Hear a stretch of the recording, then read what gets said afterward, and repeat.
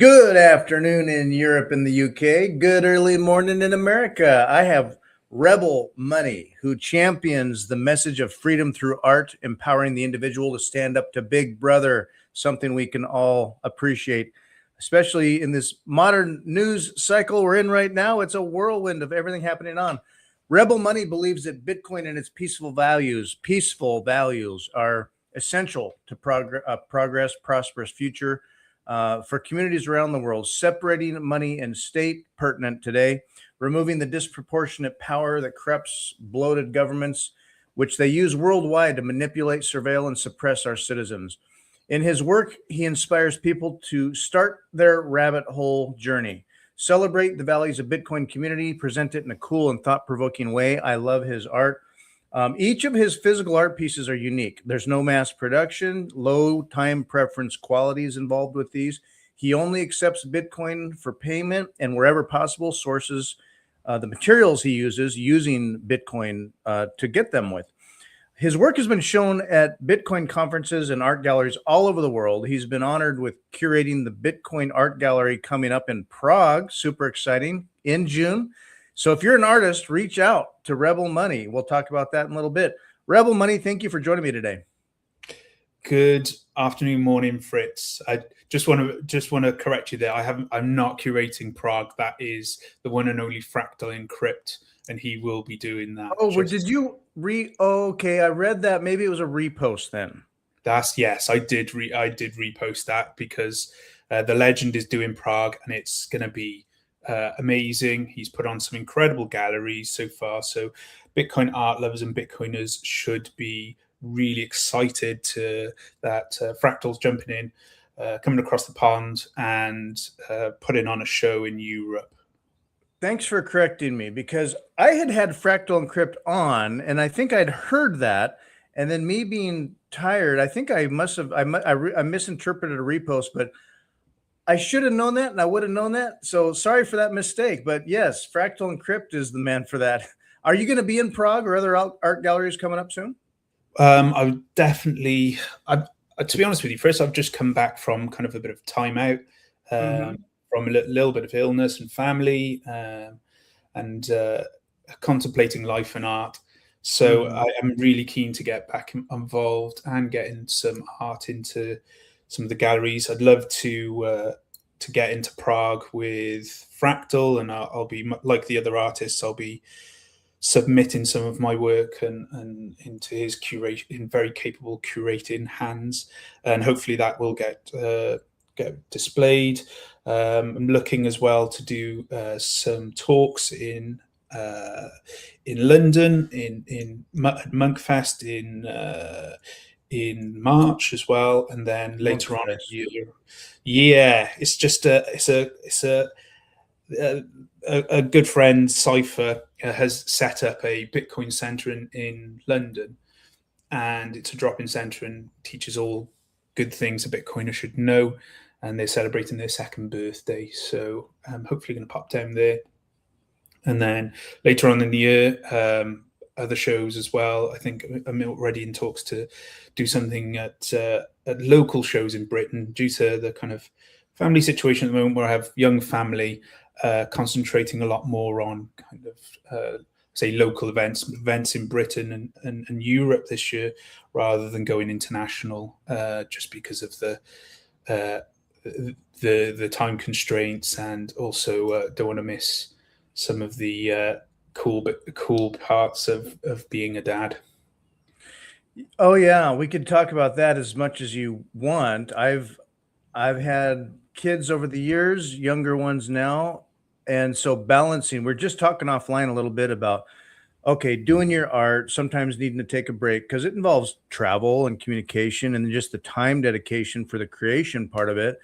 And then whether you're balancing maybe a fiat job during the day, plus your, Bitcoin, the hobby stuff, family. It's like not neglecting family. And when you have young ones, fitting it all in as a balance and maintaining your zen and flow, it's a bit of a trick, isn't it? It's exceptionally tough. And I think where it kind of ties in very well to the Bitcoin narrative is that Satoshi's greatest gift to us is time. And I'm very fortunate to I'm incredibly fortunate to be a Bitcoin artist involved in the Bitcoin space, around alive at a time where Bitcoin has come to the fore, and because of in fiat land, I have friends that, and indeed before I met Bitcoin, having to work harder and harder for the same value, not being able to store their time effectively, and have to go back to work without choice, and missing that very, very special time when your child Mhm. is young. So just having kind of Bitcoin and being part of this incredible space, I'm incredibly grateful to Satoshi for giving time to me and my family, enabling me to see some of the most magical moments a human being can experience. Yeah, Bitcoin, it's amazing as you come to learn it and you start traveling that path, the depth to which it can shake your soul and change your life. And um, I mean, you start out with like money and freedom and sovereignty, and then it percolates deeper and deeper. And with time, as you even age, I mean, after some years, the depths to which you realize it's impacting you and changing your brain, and then perhaps your heart and spirit, it's like, oh wow, I keep learning more about this. And I want to not neglect to belabor it here before getting to your artwork very quickly. You can go to rebelmoney.art. um, and so when you do have the time, and you've taken the time in the past, if we scroll down here, this is your earlier stuff. Is that it down here? Yeah, that's so. It goes up from my earliest pieces all the way up to the latest one, and actually, the latest piece hasn't been put on the website yet, but we can Okay. talk about that if you want a bit later. These the penny orange and the Bitcoin keck, they're becoming icons, additional icons of yours, I should say. These are very recognizable. You see them around. I think what stands out very obviously, people know Guy Fawkes, the V for Vendetta mask, an icon of Bitcoin and rebellion, sovereignty, separating money and state. Where do you want to start first? It's easy to go with Guy Fawkes, making this one, remember the 5th of November. The the meme of that, it enters with so I'm in America. It enters with the graphic novel. Let me do I have that up here? Oh yeah, V for Vendetta, Alan Moore, David Lloyd. So in American culture, it entered for me through this, and which I thought was cool and appreciate and all the things. And they made a movie of it. There's a movie. It goes back though, the history of that is much deeper than that. Did you grow up with a sense of that in Wales or where you're from? In terms of Guy Fawkes, yes. Yeah. For us, we celebrate it every 5th of November. We have fireworks, sparklers, etc., and it's kind of turned into just a fun event now that everyone celebrates every single year. But yes, it's ultimately the part where Guy Fawkes almost brought down the Houses of Parliament. So it seems it's a bizarre thing of mass celebration of rebellion Uh-huh. across Britain. So yes, every child in Britain definitely knows fireworks night or bonfire night, as we like to call it. So it kind of, I guess, it kind of started there, and I love the iconography in the Alan Moore comic, and really wanted to incorporate it into its values and ethos into kind of my Bitcoin art.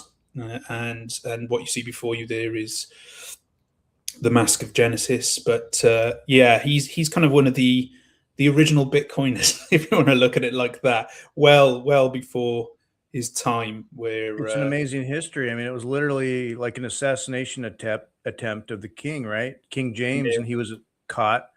Um, I didn't know any of that history. I just saw, I'm like, ooh, Alan Moore, man, he's cool, the Watchmen and stuff. And so, and this is years ago, but I got the graphic novel. And then in that, there's seeds of, remember the 5th of November. And oh yeah, gunpowder, treason, and plot. I see no reason why gunpowder treason should ever be forgot. I didn't realize that this was something more deeply historic and cultural, particularly in the UK or England, Scotland, Wales. Some of that difficult history that the states over there had. So I'm kind of curious as an American what that's like growing up, or that perspective, because I'm naive apparently. I think generally, I'm from Wales, and in the UK you've got kind of Northern Ireland, England, Scotland, and Wales, and it's kind of it's kind of the whole thing where, particularly in Wales, it's a bit of a joke now, and with my fellow English artists, they'll know, but it's kind of a little bit of beef between Wales and England, to the point where they kind of many centuries ago now, but it still has a lasting effect on Welsh culture. Is they try to stamp out our language, our culture, our way of life. And throughout all this, kind of Wales has been, obviously, with the superpower that there was England. And don't get me wrong, I don't have any beef with England or the people of England. I just want to make that clear. Lots of good English friends, but they kind of the English were a superpower kind of back in the day. Definitely not anymore. And they kind of suppressed Welsh culture. In schools, for instance, there was this thing called the Welsh Not, where if you did speak Welsh in class, you got the cane. Oh wow! You got a sign around your neck with WN Welsh Not, and if you had it at the end of the day, then you got the cane. So it was a case of, whoever spoke Welsh last kind of got the Welsh Not. You have the most awesome flag, and you can speak Welsh. I can speak Welsh, yeah, fluent Welsh. Wow, so I'm very, very because it's proud. not easy. I mean, I think of what it references to Gaelic, or it's kind of different. Yeah, mae'n wahanol. Mae'n iaith sydd ddim, lawer o pobl ddim yn gallu clywed. So there's an example of it there. It's incredibly ancient. Definitely comes before English, and is linked to kind of the Celtic kind of different parts. So we have Scotland, Ireland, Cornwall, actually in England, and parts of Brittany as well, where you had kind of these Celtic neighborhoods where this Celtic language is spoken, and really Welsh is the only one today that is spoken by over 1 million people in some way, shape, or form. Wow! So yeah, it's a huge. We have the coolest flag. We have the coolest national language. We have a language that is so old that it's incredibly retro and cool, and people really want to speak it now. Where you were called Welsh cake and other derogatory terms associated with sheep and activities you would do with a sheep when you were growing up. So it's a really cool place, very different from England, and I encourage everyone around the world to visit Wales and experience the Celtic kind of renaissance that's happening here at the moment. I was there 37 years ago. Because I'm, just call it 50 years old. I was just turned 13, and we traveled so my part of my family heralds from Scotland, and my grandparents on that side are very proudly Scottish. And Ulster was the town they were from, and there's a family cemetery, and we made this family trip to go see that old place and lineage of family that my grandparents kept track of, genealogy. They went to Scotland every year, and then while we were out there, and I'm just a kid, so I'm taking it in. But we were like, didn't get down much into England, but we're, Glasgow, Edinburgh was like the Edinburgh Film Festival, or the Film Festival, Arts Festival, Edinburgh Festival of the Arts, and all the things were happening. So it was very busy in July, I think it was. And then we traipsed up to the Orkney Islands, and we traipsed over to the west down again to Wales. And the country changed. We were just taking the train day by day, taking the train, bumping around, staying with farmers. And we'd be in, I mean, I don't know where we are, but the country changed, the people changed. There was an art festival happening out in Wales somewhere we popped into, and something political was going on back then. I mean, that was like what, late 80s, and there were seeds of rebellion in the spirit of the hearts of the people we met out there, because it was like this old English patriarchy was still doing political stuff. It was, there might have been a poll tax or something going on, and the Cymru, or the Welsh flag was all over the place, and it represented like this sense of independence, fighting a state that for centuries had tried to oppress, and much worse. And I had no idea. I'm just like, in my head, it's like, it's all England. And then little did I know, oh, this stuff goes way back, and Welsh has its own thing going on and its own culture. So anyway, I love hearing about it, because it goes back in history long before like America existed. So anyway, and then connecting then also with Guy Fawkes and the fierce independent spirit of all that. So, and then it appears to me in a comic book.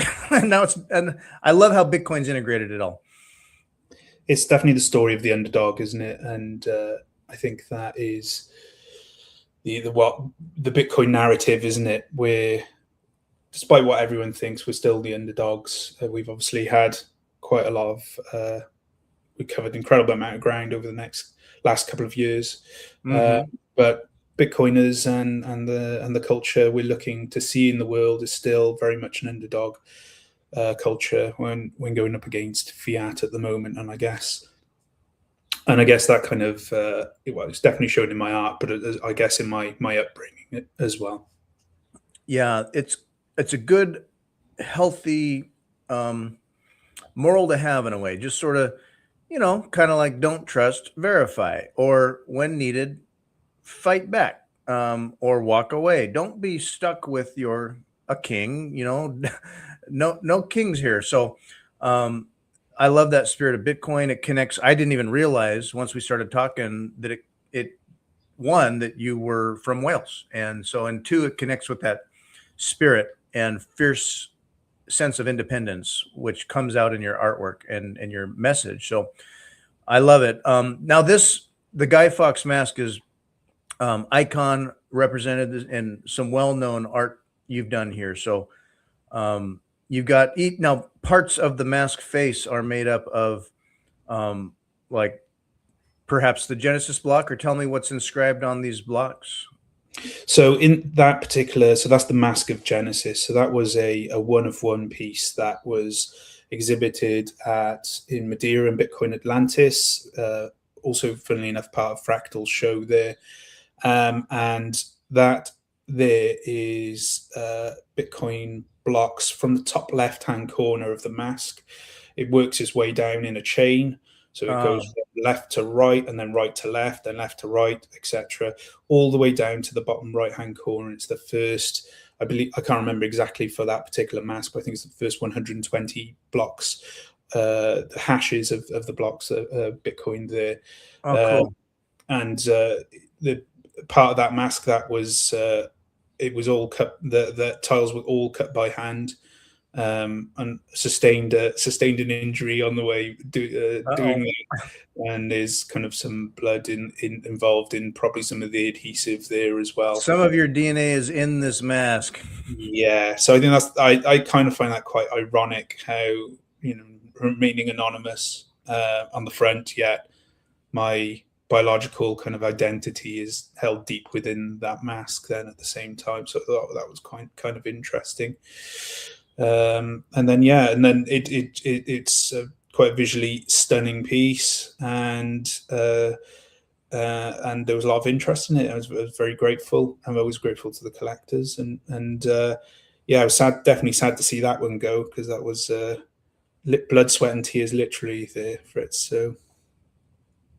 Yeah, you took a little break this winter off X for a while, laying low, catching up with yourself and your life. You were in where was it? Yeah, here we go. Bitfest UK. So a good a meetup with a lot of Bitcoin art there. What other conferences do you go to, or where? I mean, you're shown in a lot of places all over the world. Was that the most recent event you went to? That was the last event I've been to, yes. So Bitfest was kind of the British Bitcoin conference, if you want to look at it like that. I know Peter McCormack has his cheat code conference as well in Bedford, but this is kind of the closest thing that we have to a Bitcoin conference as such. Cool. Tell me about so the Pepe is another icon, and I'd heard of the spirit of the Pepe. You see it in a lot of art, and it becomes another kind of icon with Bitcoin culture. When I first heard about it, I think it was in 2023. Well, I'd heard of Pepe generally before that, and then I started seeing it in artwork and related to Bitcoin stuff in 2023. I guess it was the Bitcoin conference in Miami in 2023. I saw a lot of Pepe stuff. And then at the time, there was this Pepe coin, and that was being shilled a whole lot. And then also NFTs stuff was happening. Where does Pepe land with you right now? I associated Pepe with some shitcoin stuff, but it is part of the artwork. So tell me about Pepe a little bit. Okay, so be very brief, because we could have a whole 2-3 hour discussion about cartoon frog. So Pepe was initially part of a comic called Boys Club, and it was kind of appropriated on the internet. Okay. It was his catchphrase is feels good, man. And you have to bear with me here, everyone who hasn't heard of Pepe. You have to suspend your disbelief a minute and just accept kind of what I'm telling you is true, because it's a bit mad. It feels good, man, and that was a picture of Pepe urinating into a toilet on that, and jumped on it. And then they took Pepe and they Pepified everything, and kind of at the start it was a meme. It was a way of people kind of trying to express themselves through different means. And that's the wonderful thing about Pepe, I guess. It's just, you have a starting point. You have a green frog, and you can do whatever you want with it. And so in the end, kind of, there was fun and memes. And as we know, Bitcoin culture, we don't get to where we are today in Bitcoin without memes and that virality. And that's what Pepe kind of had. It's the Mickey Mouse of memes, the Mickey Mouse of Bitcoin, where it kind of grew as it grew. Then we kind of had some far right kind of Pepes, and it got really quite nasty. So what happened then is the artists stepped in, and they were like, no, we're going to retake Pepe. Took Pepe back a little bit. Yeah, and we turned into an art form. And it's a symbol of some of the protests in Hong Kong and China. Pepe was prevalent there, and took Pepe back, and we turned him into this frog that we kind of, I guess, which was original Matt Fury, the writer of Boys Club, kind of wanted, and because of that, then Pepes were born, and these were rare Pepes initially. These were cards that were shared with people, and this kind of predates NFTs as the term, and that whole a lot of that is a bit of a shit show. But the original Pepes were to quote kind of the couple of the original artists, it was just a couple of kids, or felt like a couple of people just exchanging cards on the playground. It was very kind of innocent. It's based on something called Counterparty, which is kind of a layer off Bitcoin, which again is rebellious because it was designed to create other currencies. But the artist stepped in and created these Pepe cards. And it kind of grew from there, and people loved collecting these, and it became a phenomenon, and grew. And there's some really interesting stories, characters, people that have contributed towards Pepe in the art community, and that's kind of where it is. And that's why I'm not a huge fan of NFTs. I don't like it. I'm much more physical. But the original spirit of Pepe and where it was back in 2016, 2017, before kind of all the VCs and all that jumped on it, it was very pure. It was very kind of, again, rebellious, and some of the imagery is quite shocking and interesting. And I think that as artists, we always want to kind of push the boundaries of society. And what works and what doesn't work. And it's a fascinating community and a very interesting frog. Yeah, I love the current portrayal of, an incorporation of Pepe to this day. I've always found him fun and funny and kind of just, don't care, kind of fuck you, doing my own thing. The Sigma wolf of the spirit of it, just kind of like, but not high stress, just for fun. It's a lot of just get some perspective, have some fun with it, and it's always enjoyable. I like the Pepe style. Let's go back to more of your art going through more recently. You've got the stamps now. Is there most previously unleashed recent work, the first stamps and the penny orange, the stamp look of the Satoshi face. You've sold these just recently at auction and on Scarce City. You've sold these. Now, drilling in here, like on this one, it's got a lot of tiny. It's got the little dot detail, like the style of like how did you create this? Do you use a lot of computer work, or what? What do you do to create that style of imagery here? So I use a lot of other images, kind of put them together, and then whatever pops out at the end, and then adjusting it in either Photoshop or some other kind of program, using filters, etc., just to find the right kind of grain. And you could, I think that's what you're kind of talking about there, like the kind of there's a grain in that. And if the actual physical piece itself is really tough, you should always see art in real life, because you don't really, I think, appreciate it until you can kind of see it and breathe with it. But it's really the details, the textures on that particular piece.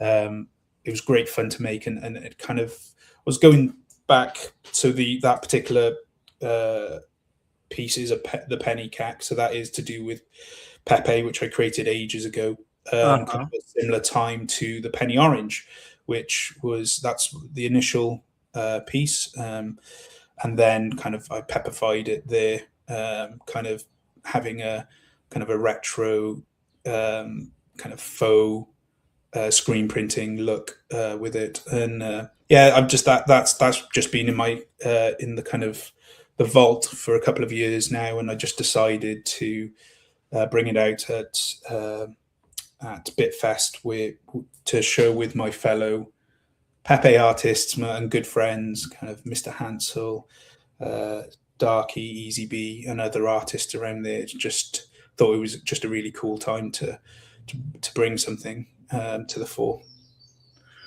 It's beautiful.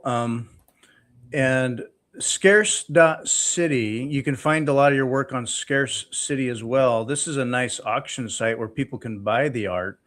So you've sold here. I think one of these works sold recently, and it's awesome to have a forum where you can get your art out there and people can also get it, purchase it.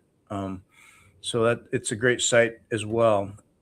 And you can be contacted through your website. If people go to your website here, they can contact you or reach out. And so if people want to get some of your art, what's the best way to get a hold of you? Is it would it be through here or say the auction site? Yeah, just direct through to me. Most of my art is kind of sold peer to peer in the way, kind of without any middleman. Ideally, if we can, but obviously, Scarce does a good job of promoting artists and having a platform for that. But generally, I have a group of collectors who commission me or collect my art pieces as they come out. There's at the bottom of the screen, if you scroll down all the way, Fritz, there's a bar that pops up with the newsletter. Oh, there you go. And you can get all the latest art pieces before they sell out there. So I get must be an email every other week about asking about the original Penny Orange, which was 21 edition. That sold out ages ago. And so yeah, and then I suggest to people that they definitely go on there so they don't miss the latest art piece that comes out. I can drop an art piece every about 3-4 months, something like that, maybe 6 months if it's a more intricate piece. So you can sign up for updates here, get the latest. Do you mind describing what you've been working on just lately or what we might expect to see coming? Sure. So if what's coming, if you head back to, this is not even on the website yet. So but if you head back to that BitFest page that you were just, and then you kind of go left and right, if you click on that, and you might see a tiny just on stage there, on the actual imagery on the stage there, just in front, and the F in the B Fest. I think that's, so there is El Regalo, which is the latest piece. The sculpture. Yeah. So I'm not sure if you've got Oh, yes. You're working on, you've been doing more sculpture lately? Yes. And it's in somewhere in there. I saw that. Where was that? I saw because you were working with Flo on some things, but I saw that sculpture. I'll find it here. Let me hunt around. But yeah, that sculpture I've been seeing around. Are you working on iterations of that and other styles of sculpture then? So the initial, that sculpture, which is kind of half been released. So myself and another great Bitcoin artist, Flo Montoya, and good friend of mine, kind of worked on that piece last year, and we put it out. And there's Flo in the, what is that? The Bitcoin machine. Bitcoin machine, amazing. So so Flo's having a great time out in Chile. And we put this sculpture together. We've worked together on the Bitcoin podcast Art of Freedom for a year, kind of before both of us had to take a break, and then there we go. There's the El Regalo. This was in Chile? That was taken in Chile, and it's been exhibited out in Chile at BitFest. It was in Amsterdam as well. But we haven't actually released it as such yet, which is crazy. But more than half the editions have sold already. Oh, wow. It's an art piece which has Satoshi on the plinth, holding a block, and it's Satoshi's heart kind of beating, because the piece actually itself is connected to the Bitcoin time chain. Whenever an event happens, a block is mined. Crazy things happen on the actual statue. Things pop up, and it's what makes it a great piece. Again, kind of circling back to kind of where we were at the start. There we go. There's the pulsing heart of Satoshi. is that it kind of exemplifies time, and again, Satoshi's gift, which is time. So yeah, That's beautiful. So it Satoshi's pulses. gift. It pulses quicker and quicker. The heart, that is the block heart that's been out of Satoshi's chest, until a block is mined, and then the sculpture kind of lights up. So it's kind of like, I can imagine. Well, I know because I have one in the corner of my room here. It's just a reminder to all Bitcoiners on time, and that gift that Satoshi has given us of time. And what was interesting is when we were exhibiting it at the conferences, everyone was like, "Oh, that's great. It kind of flashes. When does it really light up?" And I was like, "Okay, it's at a block. Whenever a block is mined." I was like, "Okay, but make it light up." And I was like, "I just genuinely can't. I can't." And it's that beauty of Bitcoin, where it kind of time waits for no one, and Bitcoin waits for no one. It's completely entropic, and really makes you think about the value of time and what we do with it. So there we go. So yes, It's beautiful. Did you have to learn a lot of new skills in terms of casting and shape and all? I mean, it's a totally different media. Is it a new media for you? So I am not a traditional artist. If you want to talk to that, Flo is the lady to talk to. She's a trained artist. I just turn my hand to things, and in that particular piece there, that is 3D printed, and the kind of pieces that was the prototype that we took to places to see if people enjoyed it, and they did. So that, and then it's obviously electronics and things like that. Again, something I've learned, and very grateful for Bitcoin for allowing me to learn these cool skills along the way. That initial of 21 will be made in the same way, although I'm tweaking the design to make it even better, and it will have a much cooler finish and a couple of other surprises on it as well. But then we are looking at creating full-size statues of that, and the dream would be to have a El Regalo statue around the world. And then you can imagine in your city or wherever it might be, imagine the halving or wherever it might be, where everyone comes together for this incredible event, and around the El Regalo, and it's a point in time that's special, not just to you, not just to your neighbor or your community, but to everyone in the whole entire world. It's not determined by anyone other than entropy and the forces of the universe. It just brings everyone together. And imagine a period where there's like 10 minutes where everyone can just hang there, appreciate what we've been given as humans, appreciate whatever you want in your life, your family, friends, whatever it can be, just for those 10 minutes or whatever time the bit block is mined, and then you can go your separate ways. And it's kind of a beautiful thing. And I kind of imagine like maybe going on your first date to an El Regalo statue, and you say your first date was on block, I know 802325 or something like that. So it kind of being a special time where not only are you sharing memories and time with everyone else on planet Earth, but also that kind of individualistic and special time that no one else can kind of take away from you.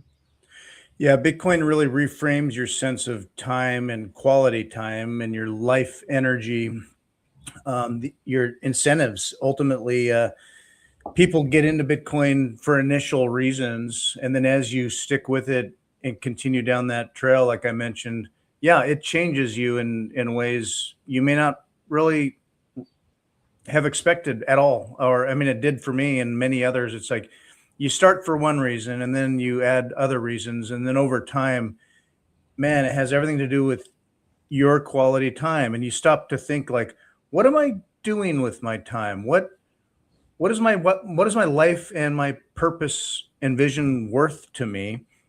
And what am I doing? And that's not an easy thing. It can often kind of sit you back and go, I need to make some changes in my life, or I need to prioritize different things, or my goals have shifted. So as opposed to just going to work, cranking out my time somewhere for someone else or whatever, pardon me.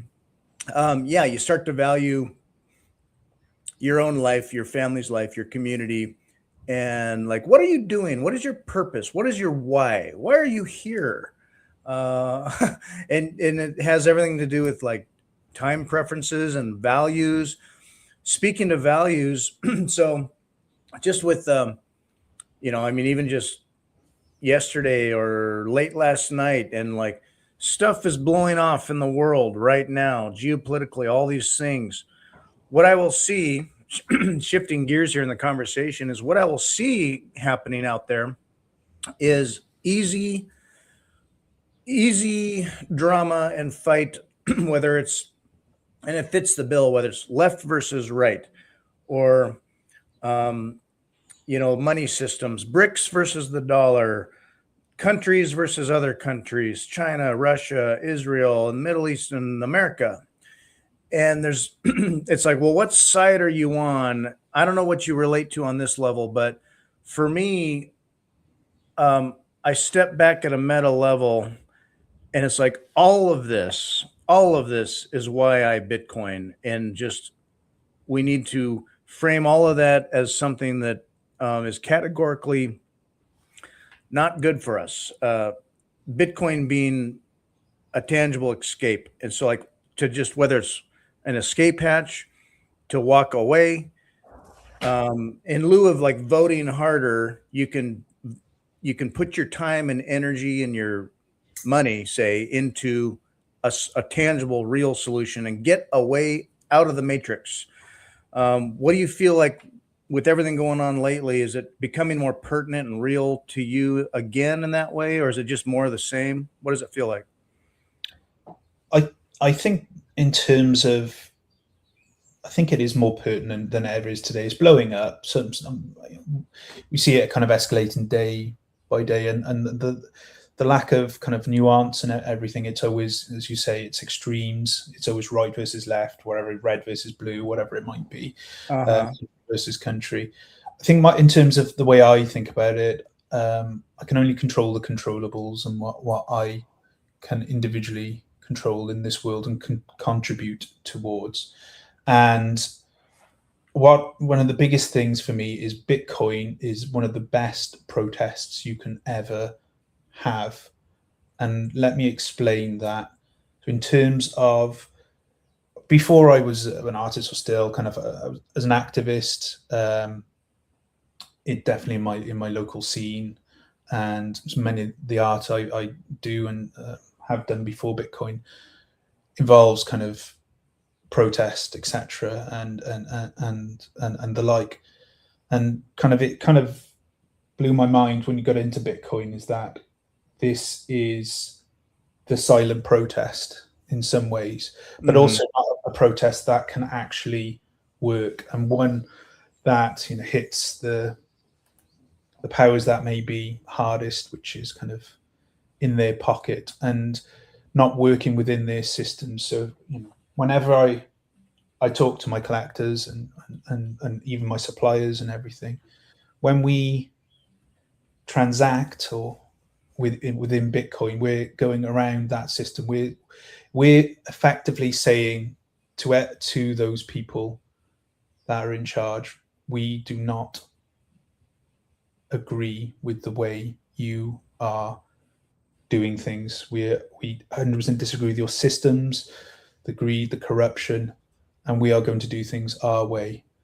And just, I don't think people appreciate that enough. You definitely still need social activism, because that's important, because Bitcoin is, there is the base layer below the base layer, which is humanity, and that's really, really important. And we do need the people to stand up for what they believe in and what is right. However, passively, if you hold Bitcoin, you are opting for a new system. You are signaling to the world, this is what I believe in. I believe in self-sovereignty. I believe in privacy. I believe in freedom.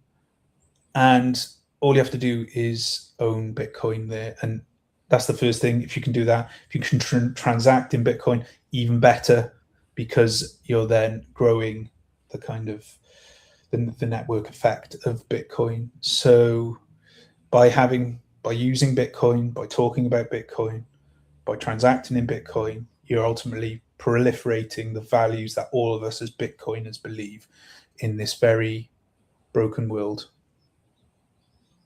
Yeah, put your time and energy and money in the solution, and it's the most peaceful, bloodless revolution that we could have hoped for. In one regard, you know, there's incentives when there's a fight to go in and get involved in that fight, and the walking away or investing in your own Sigma solution is the way, in a way. And also, Bitcoin is getting its roots into established systems, in various ways, but it's creating a realignment. It changes some core fundamental rules about the game that can't be avoided or ignored.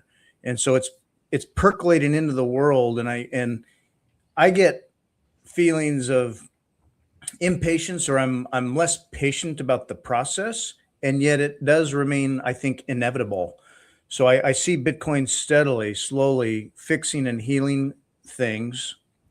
And then ultimately, what I would hope is that the old legacy capture, resource control, and power game and fiat fades, because it can't, it can try to keep printing to keep up and play its games, but it has to fail. I would say that that old game won't work anymore. People would just say, well, I'm broke and dark that direction. There's a solution in hand right now that we can participate in, and the only winning move is to simply participate and play. It would be almost harder and harder eventually, maybe, to avoid it, I would hope, but many of us feel ready, or have been ready, or have put our time and energy into it for a while, and the mainstream sort of is steering, I think, and changing, but slowly and steadily. But I feel optimistic about it. Do you feel a sense of ultimately hope and optimism about that process? Of course, this is a long process, Fritz, and I'd like to add to that in terms of Bitcoin. I believe, and a lot of Bitcoiners believe, Bitcoin will win for the very reasons that you just said there. It's superior money, the soundest money, asset, whatever you want to call it, that humanity has ever experienced, ever. Which is incredible. But at the same time, when Bitcoin wins, and I it might not even be in our lifetimes, it might be after our lifetimes, and that's okay, because I'm happy to plant acorns that I'll never see turn into oak trees, and that's fine by me. And working the next generation. But when it wins, we also need to, and this is what the key thing about Bitcoin art and culture is, what culture is left in the world there. Bitcoin ultimately is, if you want to be quite clinical about it, a group of ones and zeros and code. But where are the actual values that are in Bitcoin that we want to proliferate in our communities around the world? And that's what my goal is, and other, I know, great Bitcoin artists and culture, and anyone who wants to get involved in Bitcoin culture tries to seek out, is how do we get these values implemented in our society so that humanity can move forward with the values that were kind of described earlier under Bitcoin. So it's a case of you still have to be active with it. The process is happening in Bitcoin, and like any good process, it just takes time. And I'm doing my little part to help proliferate that message and core underlying values of Bitcoin, as you are right now, talking to me and doing your show frequently, say around your other commitments in your life. And I should imagine it takes a lot of energy and time and that's just by looking at the bags under your eyes as well. So Yeah, right. so it's people, it's the average pleb, everyone doing their bit. Doesn't need to be a lot, just a little bit to further the message of Bitcoin and the values of Bitcoin every day. If that's holding Bitcoin, talking about Bitcoin, making art about Bitcoin, and that's it. We creep forward one step at a time, inch by inch, as the kind of the famous talk.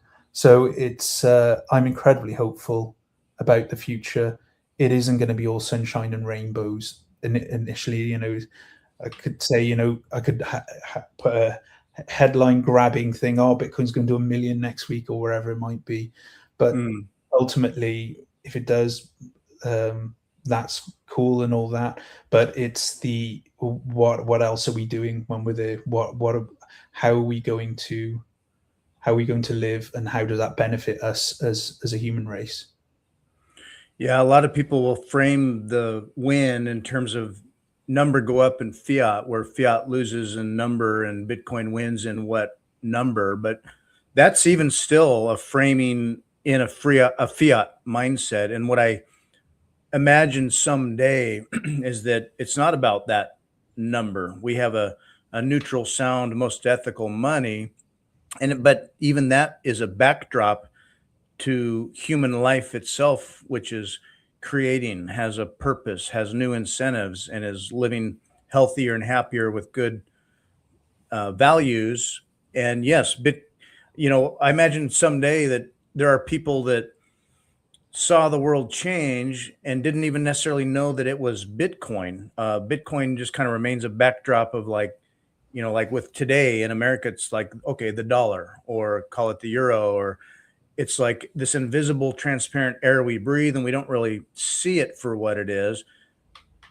I would just envision a world someday where that air we breathe is on a Bitcoin standard, and just everything's better. Not that we don't have the human condition or human challenges, human strife, disagreements, hard lives at times, moments, seasons in our lives that involve work and challenge, but that hope and dream in a further future, whatever that may be, that's what I want to invest in and promote so that we can get there. Right now, it's like the fiat trap keeps us focused and distracted and stressed over old regime incentives. And so I feel like we'll get there, but yeah, the universe is more patient than I am.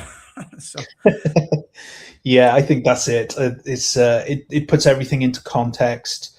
It puts kind of human lifespan into context, versus nature, and it's the wonderful way that it works.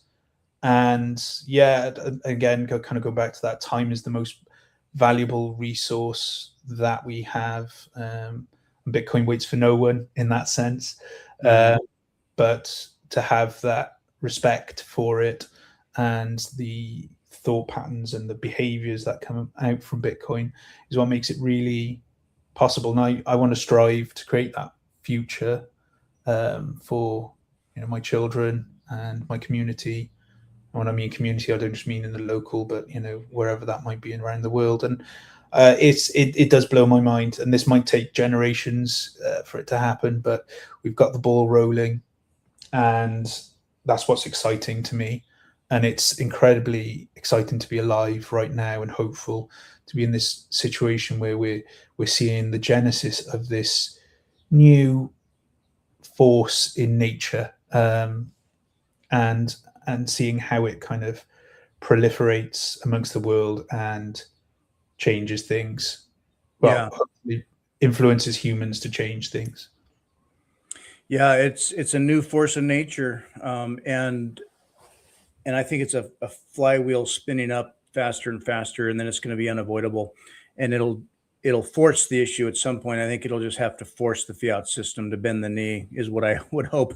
And maybe I hope for a kind of suddenly about it, and yet perhaps that suddenly can occur in a way that there's going to be ruptures, but won't be something cataclysmic. Maybe it's a steady transition of ruptures and a realignment. Um, as you grew up, now being in Wales, I think of that fierce independent spirit, that pride in culture and connection to history, and a view on history well before Bitcoin that planted seeds of, yeah, independent spirit and freedom and values. Did you grow up with that sense about the world generally, maybe just in like, like in English politics? And then when did Bitcoin enter that and change life for you? So I've always, as a person, I've always kind of gone against the norms and enjoy kind of been on the fringes a little bit of everything, as I think most Bitcoiners are, and most artists are as well. We're not part of the crowd. We're kind of the first adopters, if you want to look at it in the technical term or whatever it might be, and we kind of live on the fringes of society, looking at how new things can help change our views on the world and improve our view on the world as well. So I've always kind of done that, despite working kind of in fiat jobs that have been very kind of traditional throughout the years. And yeah, I think it's that Bitcoin kind of. I discovered Bitcoin at a national protest. One of the guys was one of the touch points was actually at a protest. That was quite interesting. Like when back in the day when I kind of was kind of part of it. And yeah, I think it that having that is just natural, isn't it? Having that upbringing and then coming forward is natural to that kind of Bitcoin ethos. In Wales, we have this chant we have at kind of football matches, and when I mean football, I mean soccer, obviously, which goes yma o hyd, gwaethaf pawb a phopeth ni yma o hyd, which means we're here, despite everything, everyone and everything, we're always here. Which kind of alludes to kind of that. So despite all the setbacks in Welsh history, and there's been an awful lot of setbacks if you look at it in terms of Welsh culture, both modern and historical. We're always here. We're still here. We're still going. We are TikTok next block, if you want to look at it like that. Exactly. There's such a pride in Wales about their roots, and it struck me when I was a kid at 13. Not just the flag was all over. Now, as a kid, I'm like, that is so cool. The dragon, and Wales forever. Is it Cymru or Cymru? It's neither. It's Cymru. That's how we pronounce Camry. it. Cymru, yeah. Okay, I can't even enunciate it. But yes, just that it's part of who you are. But we would go to these little cottages, and like we literally, like there was a before Airbnb, there were just these bed and breakfasts out in the countryside. We'd take the train, we'd take a little walk, stay at a bed and breakfast, which was literally a family farm. And we were immersed into the countryside in Wales. And up on the hill in the background was a castle, not a big one, but a tower, a little castle. And as a kid, it's just like, oh yeah, there's just castles around. And then the family would be telling us about some of the history of their land and the castle. I mean, and people built these fortifications to protect themselves against, the English. Or you think about back in the day, you have your land and you can't just exist because you had these external pressures coming in, trying to take your culture, take your lives, control you. And you may have a view on all that, but the sense was like, wow, I am really unfamiliar with that. Like for me, it was the War of Independence in America, but it was this, distant thing and wars across the ocean. But you're, on the island there, it's like southern part of the island against the west and the north. And it struck home for me about just generations and generations of having to stand up and fight and protect that. And not just sort of like Englishmen. It was, you have your own language and your own culture, And at times they were not to disparage the English. I'm just saying there was an effort to crush the Welsh culture generally, the language, and I don't know. Do you want to speak to what that history is at all? Yeah, I just think that I think you've put it quite succinctly there. In yeah, it is that going against the grain, and I think when if you ever want to come over, nip across the pond, Fritz, you're more than welcome to. Oh, that'd be awesome. I'll treat you to a nice what have we got? Welsh cakes, barabri. Oh, So bar is like a seaweed thing. Some of it's not. Some of it's not great, but the Welsh cakes are amazing. Like they're really really cool. Amongst some other sides, and I love it. the land of song as well, and yeah, the rolling hills, mate. I think you'd really appreciate it. I think it's a culture where any Bitcoiner wants to set up their citadel. I think it's a cool place to be, and very different. I want to stress from to all the people that perhaps don't understand the kind of different parts of the UK. That it's very different.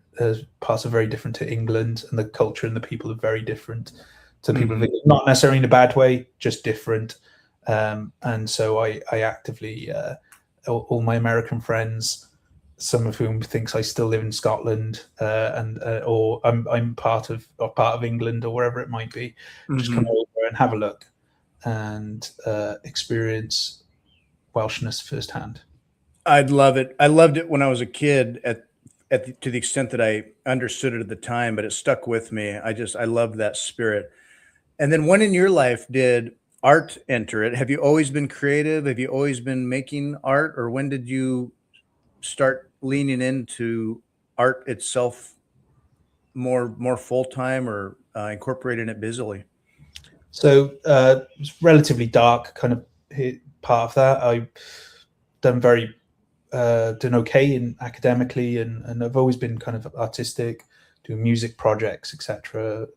Throughout my time, street art, and things like that, and kind of through work that kind of got stuck on that hedonistic treadmill of and all the trappings, the fiat trappings that came with it.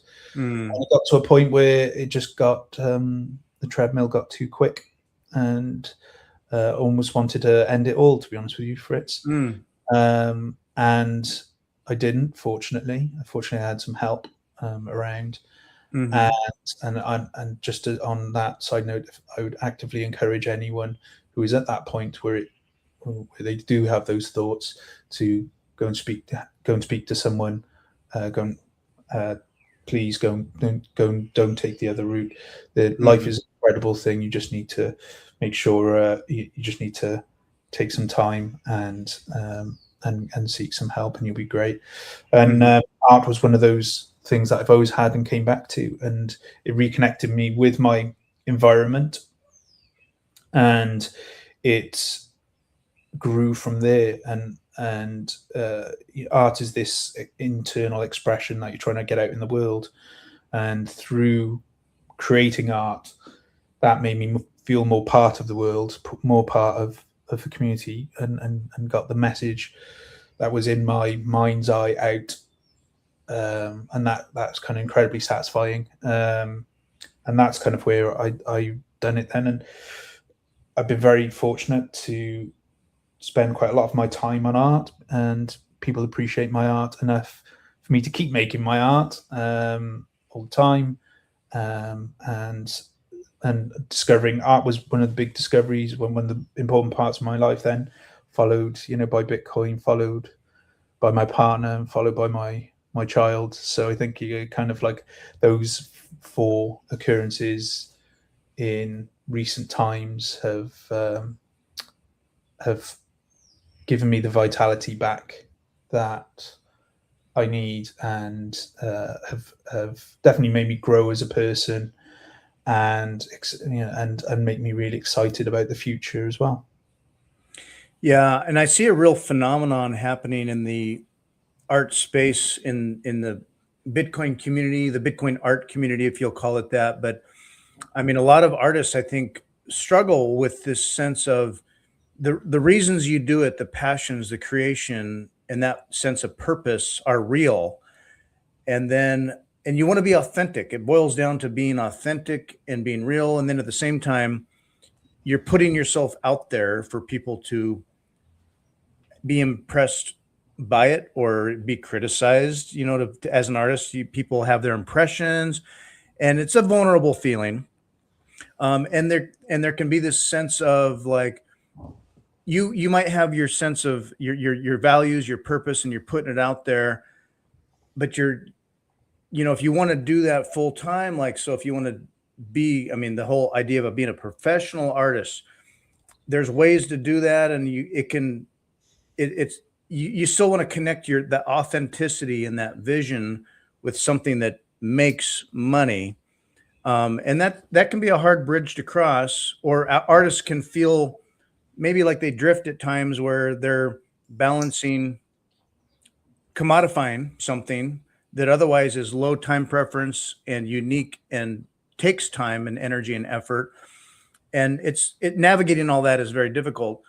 What Bitcoin has done for a lot of artists, when I speak to this phenomenon, is sort of unify that sense of those values, that incentive, the purpose, and a community.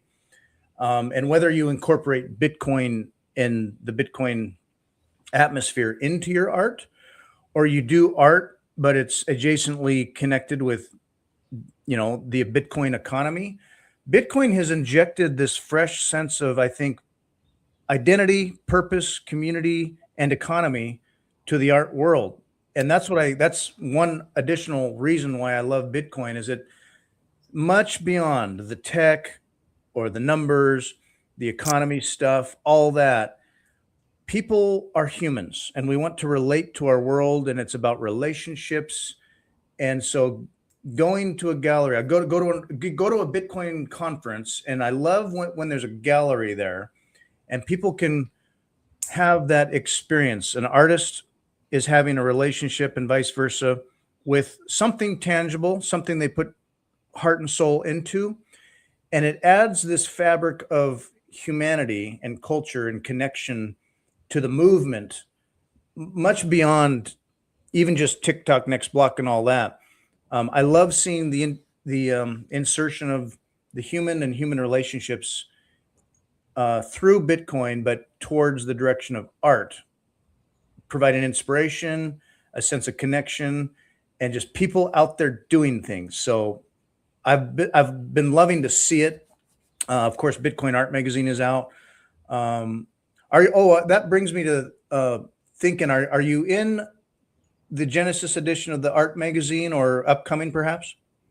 I'm not in that edition, sadly. It was just a difficult, as talked about previously, it was just a difficult time. I couldn't really commit to putting anything in the Genesis edition, but who knows? Maybe if another edition comes out, it'd be great to look at that when that happens. Yeah, Asanoa, if you're listening, things are coming. And now, then on top of that, ultimately, it's life.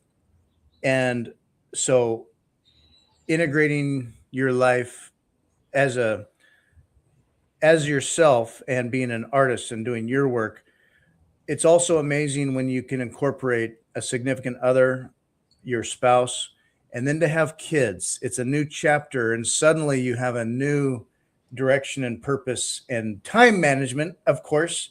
But even as it, like art does or work we do does, you put energy into it, but then it feeds back to you again. And so how are you handling all those changes? It's still kind of new for you? Yeah, still kind of fresh. I'm still I talked about the bags under your eyes there for mine are even droopier at the moment. So yeah, it does refocus. Like, obviously having a child changes your life massively, and every parent and knows that. And yeah, it adds a new fresh perspective on things and why you do certain things. And and obviously trying to manage your time and again, the value of your time and where it's best spent. I think that's fascinating. But yeah, I'm really enjoying the wonders of parenthood and what it all begins. And yeah, I'm kind of grinning behind this avatar here now, so about it. And I think it's an incredible new adventure for Rebel Money, and probably pop up in the art. I think it's inevitably got to have some kind of effect on the way I work and my inspiration as well. Yeah, I have a 4-year-old, and I've raised older kids as well. But when it's just you, I mean, you can know what hard work and being tired is. Like, you can be certainly very tired, and then when you're a parent, you realize, like, oh, I had no idea. uh, just getting sleep where you can, or like I expect my daughter to be waking up here any minute, really, this morning, and you're um yeah, you've got responsibilities, and time is not always on your terms. You can be busy and not always sleeping when you want to sleep, but it is so rewarding as well. And it does force you at times to be like, I have things I would be doing, but not right now. And so you have to sort of set some things aside, and then rebase and be here now for family, or for your daughter who wants to, she'll want to play with daddy and play pretty princesses, and she's into her things.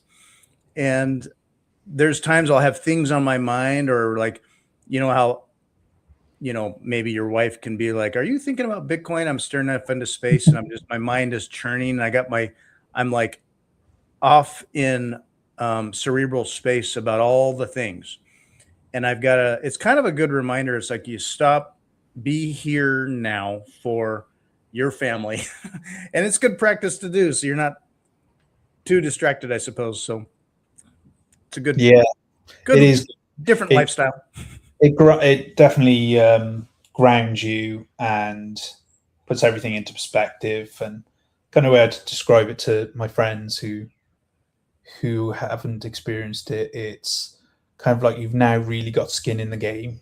Before it was kind of fun, maybe like you're playing at the casino with like some on the fake tables or whatever it might be, and now you've actually got skin in the game. Mm-hmm.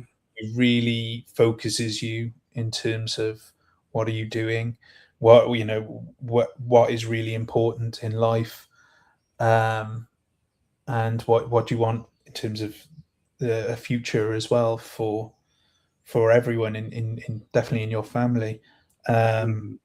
And so yeah, I'm really excited about it. But yeah, my gosh, I'd be lying if I said this wasn't one of the hardest periods in my entire life. I think it's incredibly tough, incredibly big change, particularly kind of as I don't know, as an artist, but everyone has it in their own different way. You kind of work till the early hours or whatever it might be, and kind of do work at weird times and go off. And when you have like inspiration, go make work there and then, think, oh, this is a great idea, and then have kind of like put 20 hours in the space of 2-3 days into it.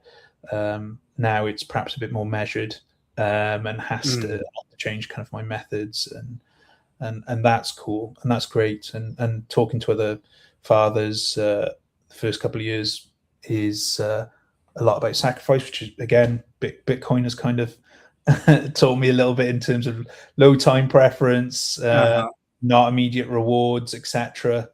And then obviously you get a bit more of your time back, and you can manage your time easier. And so yeah, I'm excited to see what the future brings, definitely.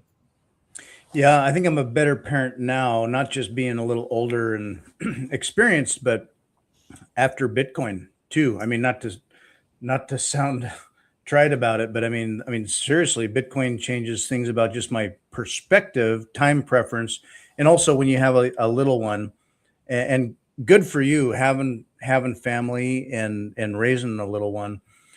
you stop and think about next generations or your legacy and where you're leaving them and what you're investing in. And you start putting time and energy in ways that can be stored for the future. And, you start realizing too, like, this life doesn't go on forever. And so when I'm gone someday, one, being here now in the moment to appreciate what it is day by day right now. But then at some point, like when I'm gone, what is this life and legacy that, my child, my wife, whoever's left, not just how they remember me, but what did I leave for them? And was it fiat? No, hopefully no. What a journey. It's both hard work and times where you've got nothing left, and then you find a little more. And then there's other times where you can sit back and you have a moment where you can take it in and go, wow, this is amazing. And it's so good and positive, and it's very rewarding. So you sound like an artist there, Fritz. That's exactly the artistic at process. one point, yeah, long before kids, and I was living in Seattle, and I was going through a job change, but I went through a serious change when I used to work busily in the tech world, was burning out, kind of had burned out, and .com bubble and pop and all that had happened, and leaving a big company corporation for a small startup, which struggled and then failed. And then I was drifting going, okay, I got to do something different. I got into art for a little while, not to say you have serious imposter syndrome. Like, what am I going to do? Make a mess on canvas or whatever. But it was such a healthy outlet for me to do something, create something. And then actually it's like, oh, that's pretty good.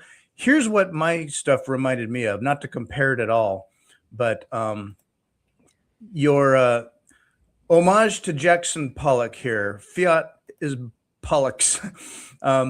Stuff that I would kind of dabble with was a bit like this. And I can't say I had a real cohesive vision about it other than it was me being creative. And I would incorporate organic material and natural elements to my stuff. But was Jackson Pollock a bit of an inspiration in some of your work? Not really. No, I have seen some of Jackson Pollock's, and actually, the irony of the whole piece there is I think Jackson Pollock was kind of he stole quite a lot of ideas from a fellow artist, and then he got into his manager was actually controlling the art and the art world. Oh, really? And so therefore he got a lot of more attention than this other artist. I believe it's a female artist. And so that, I had no idea. Kind of remind you, don't get me wrong, like you've still got to create, and I think and it's interesting, the drip paintings and what they do, but kind of reminded me, and again, this is a topic perhaps for a time, but how kind of corrupt the art world is as well. I would say perhaps more corrupt than the financial system as well. Modern art obviously has played a key part in influencing me, but the kind of underlying thing with that piece is like everything was engineered around, just in the same way fiat and the financial system is kind of engineered. So was Pollock's career a little bit, and so they kind of the two marry together, and then and hence the message there. So when we traveled, I can appreciate Pollock's work and his story. I didn't, it's interesting, like kind of like in the music world, you got a band, and then but that interface from authentic work into, pumping out hit singles and making money. And you get wrapped up into managers or producers or the game of it all, a label and branding and outreach and all the things. And it's like there are artists who've navigated that. Okay, well, they've stayed authentic and it's still theirs. And there's others that get caught up in that or lost, and then they feel like they're the product. But there, when we traveled to England, and we were, I think it was in Edinburgh actually, and there was an artist.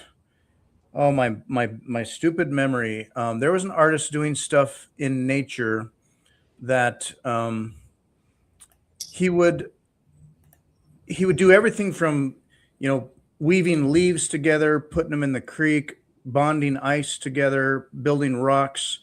Oh geez, I'll have to think of it, but it was all natural stuff that he put together.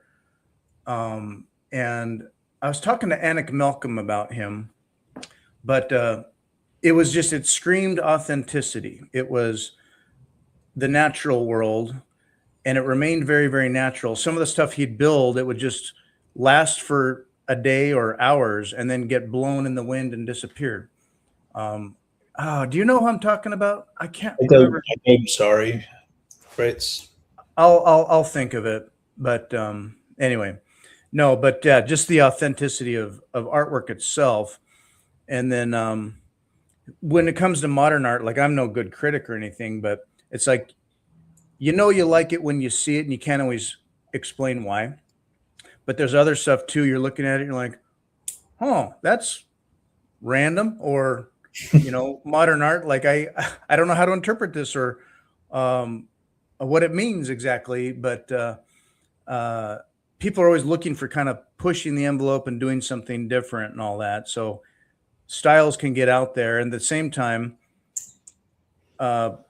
there can be an effect where you're creating, it becomes commodified in a way, or it becomes a product for which people can put money into it and have a kind of a store of value in that as well, or move money as well. But anyway, the whole art scene in the art world is not necessarily my forte, but I love connecting with artists into Bitcoin that retain the values in the message. So, and that's why I reached out to you. So. Oh, thank you. Yeah.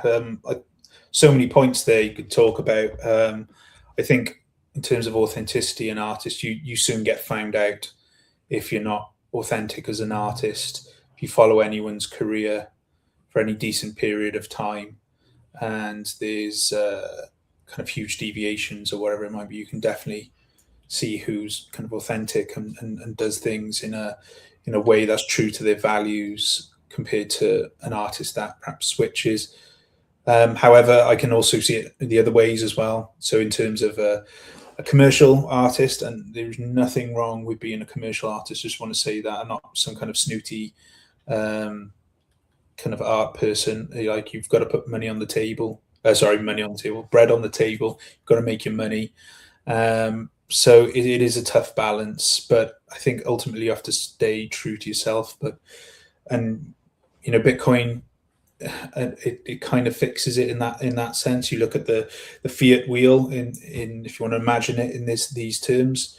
So you're an artist, you get paid in fiat. That money is getting devalued over time. So inevitably you have to create more works, or you have to create works quicker. So therefore you're not improving your skill. Therefore you're just mass producing stuff that perhaps doesn't the standard that you like. That then is put out, which then you have to sell more and more of, which means there's less time putting into it. The quality perhaps isn't as high quality, and it goes round and round and round. Whereas kind of the Bitcoin virtuous cycle is that you create an art piece. Obviously, if you get a collector, then they reward you with the hardest asset that's ever been made, Bitcoin, for your time, which is incredible bit of respect between two parties, value for value, or however you want to describe it, or time for time. And then with that, because that Bitcoin over time inevitably will grow in value versus fiat. You then have more time then to invest in creating a great piece, more time investing in skills, more time in creating some of the best work that you've ever done. And any artist worth their salt will always want to make the best possible work they possibly can. And so within that kind of virtuous cycle there, then it goes round and round and round. And so in theory, Bitcoin artists have an edge in that sense, in that they don't have to constantly pump out work that they're not proud of or don't agree with. They have a bit more time, as well as people having, want more. We want another hit single. Make yeah, more, and you can get caught up into that. Like, yeah, you might compromise your time and creativity to just make more. Once you've been successful a little bit, and then there's a demand like we want more. So yeah, it is. And you just very fortunate for my collectors are Bitcoiners, and they will. Some have waited a year or more for a piece of work, commissions, and it's a great place.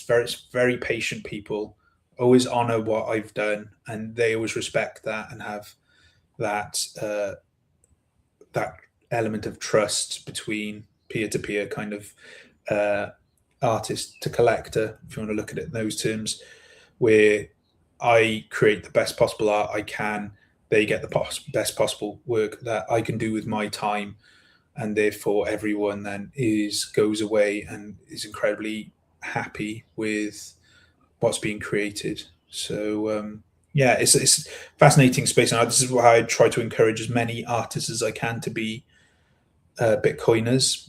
Inevitably living, kind of being on the edge of society, we should be primed, Bitcoiners the way we are.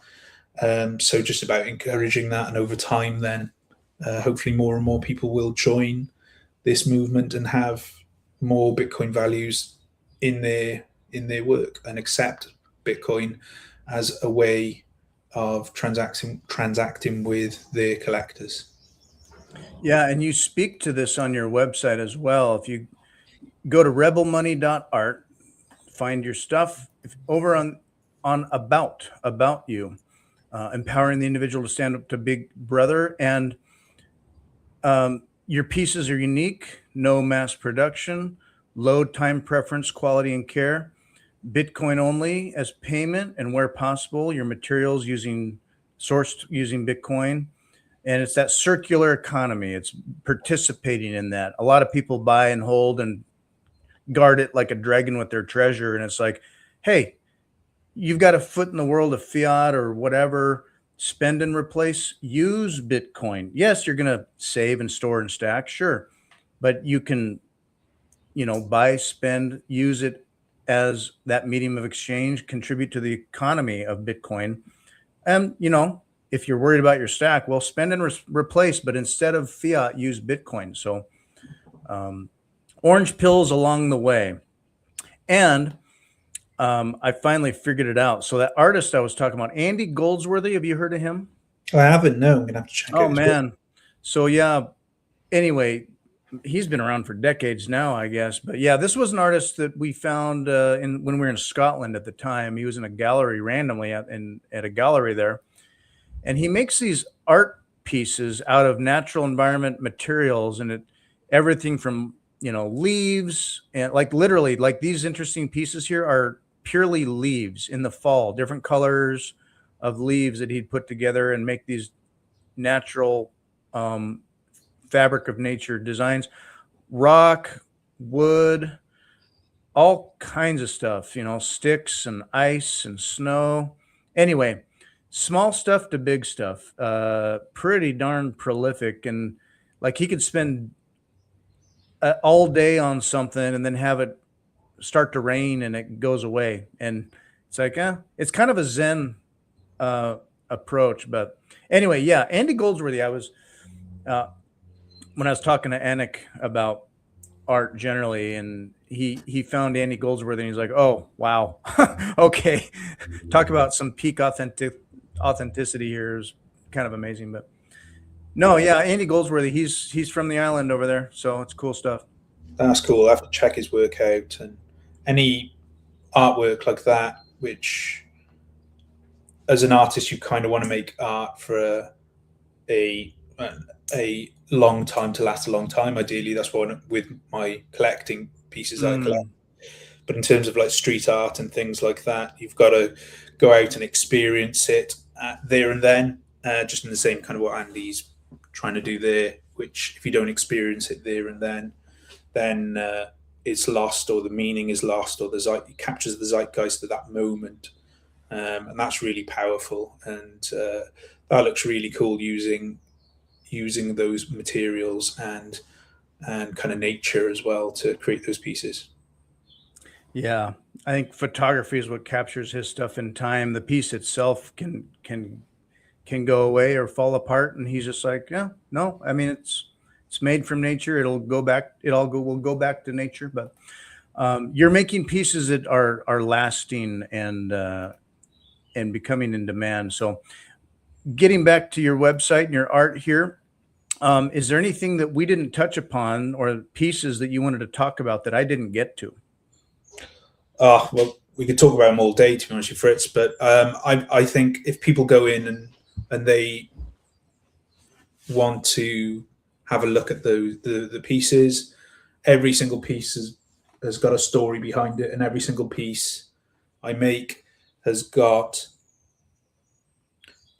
Once you receive a Rebel Money piece, there's generally a lot of secrets behind it, or bits that you might have missed upon first glance. And it's my hope that collectors revisit my pieces in their care over years and will find new, for lack of a better word, Easter eggs or whatever it might be, new meanings. Nothing is what is face value. It's a lot of thought, a lot of depth, a lot of my soul has gone into every single piece that is in there and isn't released unless that happens. So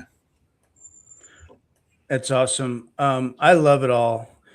Now there's a podcast, maybe The Art of Freedom. Is this something upcoming or something in the works? So The Art of Freedom was a show that myself and Flo Montoya, another Bitcoin artist, did for a period over a year and a bit. I think we did over 50 episodes. Oh. And has almost a different artist on every single week. And we were able to do that because I had a bit more time on my hands before the baby arrived. I just generally don't have the same amount of time as I once did in order to commit to that. I really hope myself and Flo are collaborating on pieces in the future, but perhaps in terms of a pod, there's some other great, I believe Annick's doing some stuff now. Yonat is doing some stuff. I think I'm going on her show next week, which is going to cool. be exciting. And so, yeah, there's a lot more. The whole back catalogue is there, so you can have a look at the whole 50 artists. I'm really proud that we kind of captured a moment in time of a snapshot of Bitcoin art. And yeah, it was great. It was a bit like you do now. It's great to meet different Bitcoiners, get to know how people think, what their mindset is. So I wouldn't say no to doing it again. But at the moment, with life and the pressures of everything, it can just be a little bit trickier to get everything lined up in order to put out a broadcast. Oh, certainly. Yeah. And it's nice to have Bitcoin Art Magazine help lead some of the recent charge on that, get the artists connected and together. And very regularly, they've got podcasts going on. I know, Yonat hosts one, Asanoa does, and others. Anik did for a while, or still does from time to. Yeah, Anik does regularly as well, weekly. And you do have a YouTube channel. Are some of these where would people find? If they wanted to listen to old episodes from this, where might they find it? I think it should be on I think we did put it on YouTube for it, so there should be a YouTube link on there somewhere. Not on the from Rebel Money, but from Art of Freedom somewhere there. I got to be honest, Flo did the website and she has put them up, so I don't know if it's on show in the top right hand corner there. If you click on in the top right, on there, so the Art of Freedom show, there might be. Oh, here we go. Of all the, there you go, to the YouTube Oh, channel. here we go. And I Okay. think there's a lot before there. So there's a huge back catalogue there of all the every single artist that is worth their salt, not just visual artists as well, but interesting artists that are doing other stuff such as literary works, fictional literary works on Bitcoin, movies on Bitcoin. I believe even we had a Bitcoin opera, a dancer in, there. So it's, the Bitcoin art scene is growing. Mm-hmm. It's just you just gotta delve a little bit deeper, and it will come to surface. Like Bitcoin movies there. So we had a Bitcoin shooter on. So there's quite a few there. Sculptures there, Brett Brecky, Proof of Ink as well. Just Marcus Connor, the famous roller coaster guy. Yeah. Lovely human being. So there's loads of artists there you really want to check out. Oh, that's amazing. I hadn't found this earlier. So yes. So you can find this on YouTube. Art of Freedom 21. You can find that. Come to search for Art of Freedom 21. Click that button right there. Subscribe. It's that easy. What a lot of work. I mean, good job on that. That Modiotech, Fractal Encrypt. Yeah, awesome. So cool.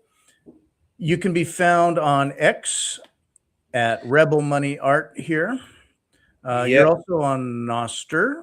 From time to time on Noster, you can find Rebel Money at nosterplebs.com, NPubs there.